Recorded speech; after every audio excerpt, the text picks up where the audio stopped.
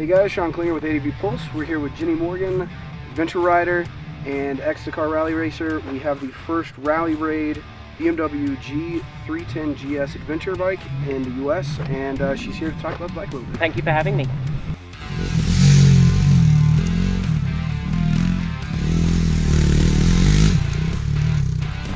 So can you give me an overview of what's different on the rally raid bike than the stock bike?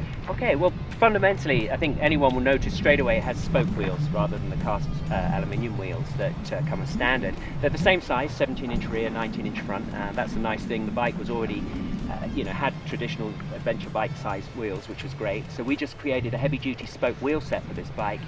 They come with a tubeless option as well. There's a slight price premium of about $250, but you can have tubeless spoke rims on this bike as well.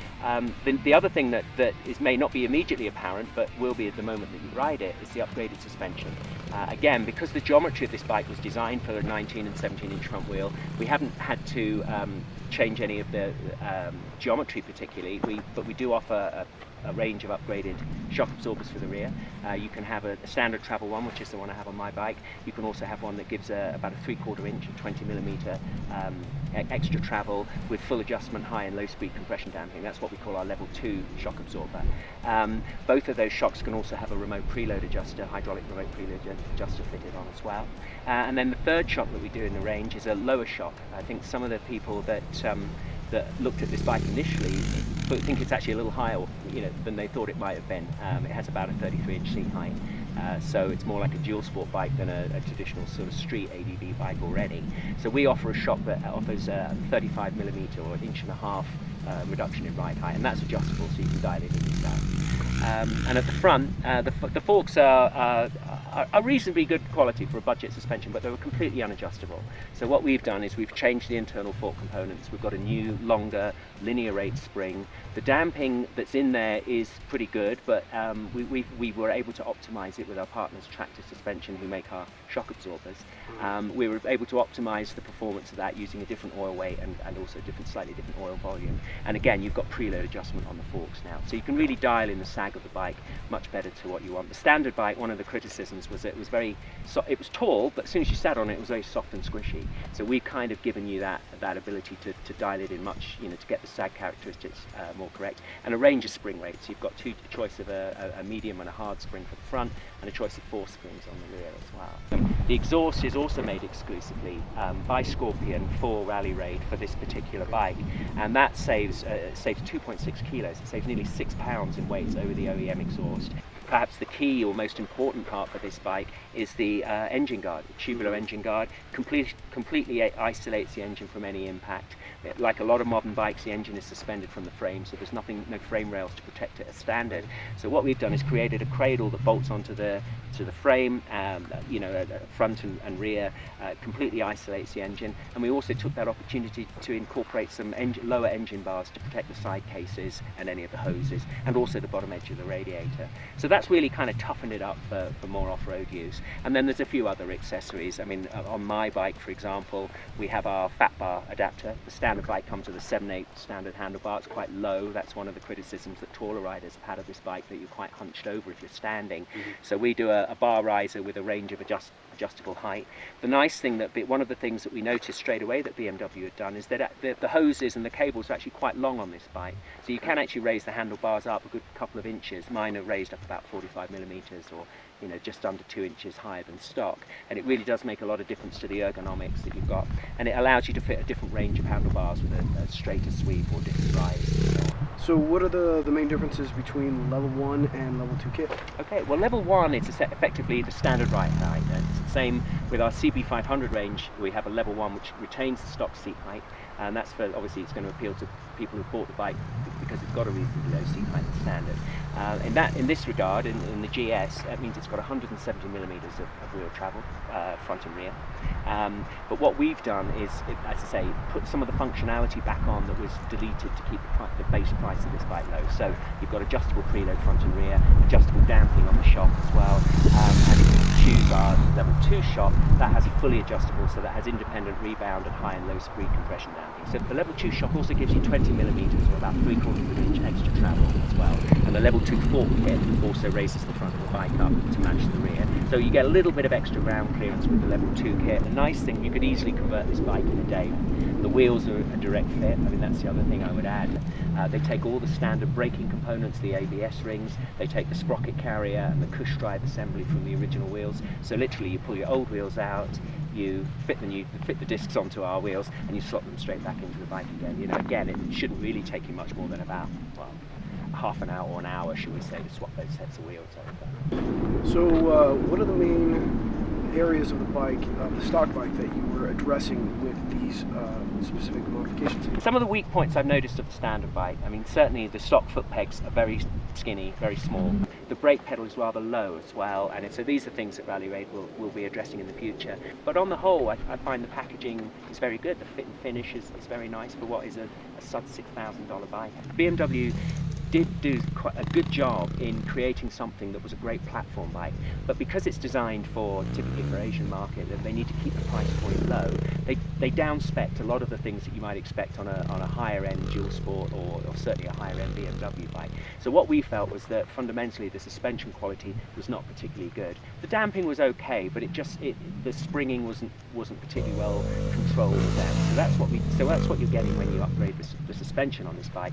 You're getting the ability, you're getting much better quality damping from the first place, but you've got the ability to dial it into your preference, whether you like it set nice and soft and squishy, or you want to, wind it up a little bit for more aggressive, harder riding.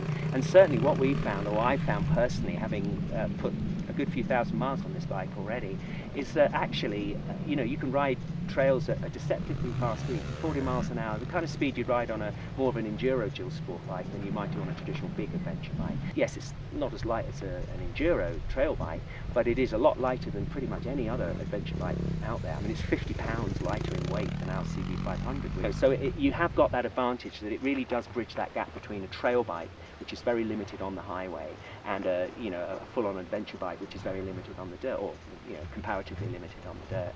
It really is the kind of bike that a number of people would have liked BMW to make, but obviously they were selling this bike at price conscious. So the CB500X was really your project that you worked with Rally Raid. Yeah.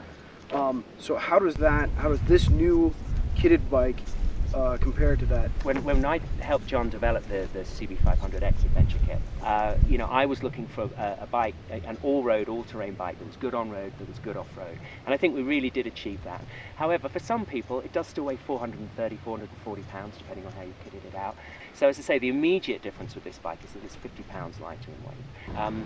And the reason I chose the level 1 specification is that it's very similar to the CB500. It has a similar wheelbase as standard bikes, has similar ground clearance, the same wheel travel, has the same wheel size, and the ergonomic package, certainly from the rider's seat to the bars and the pegs and so on, is very similar to the CB. So I wanted to keep it in this specification to make a direct comparison with my own CB, which is the level 2 CB. And so far it's been very favourable. I mean, I've been surprised how good this is. I mean, bearing in mind it is only a 34 horsepower single cylinder engine.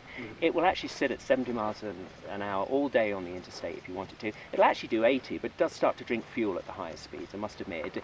So what we kind of consider is that if the CB is a 50-50 bike, as much as it's as good on-road as it is off-road, we see the GS, this isn't meant to be a competitor to the CB in our range of products. It's seen as complementary. Someone who's slightly more dirt biased, maybe more of a weekend camper, lightweight luggage, just go out, wants to rag the bike around a little bit more off-road, ride with their trail bike, dual sport buddies, that kind of thing.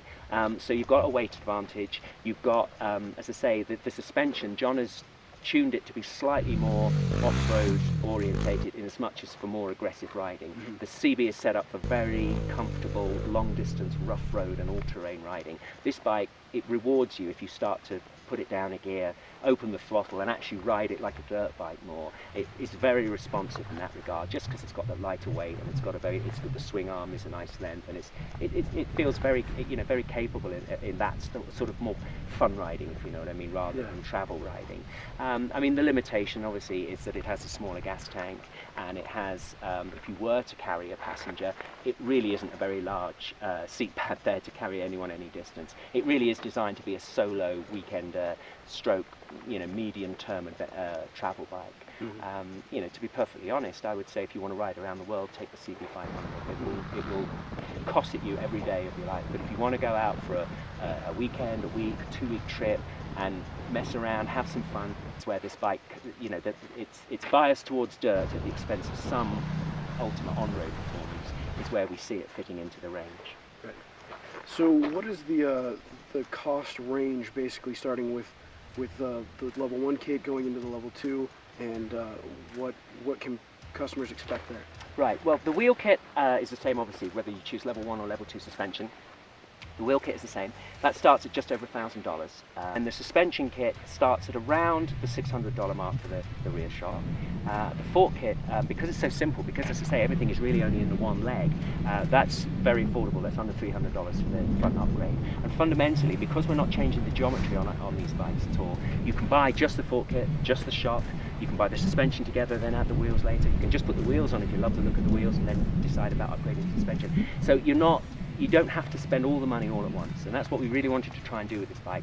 Make it a catalogue of parts, because some people will be very happy with the standard bike, but they may feel that after they've done a bit of riding, particularly if they're carrying luggage, the rear shock just doesn't support the weight. I'd love to have preload adjustment. I'd love to have better damping. So you can upgrade it piece by piece, or completely altogether. I mean, as you're probably looking in at around the $2,000 mark for the wheel and suspension kit. And then obviously if you want to add things like the engine guard, that's going to come in at about $270. So it's a pretty sweet bike. If someone wants to buy it, how do you get all the kit? Okay, well all of Rally Raid's parts are sold direct from the factory, from the UK, with worldwide shipping.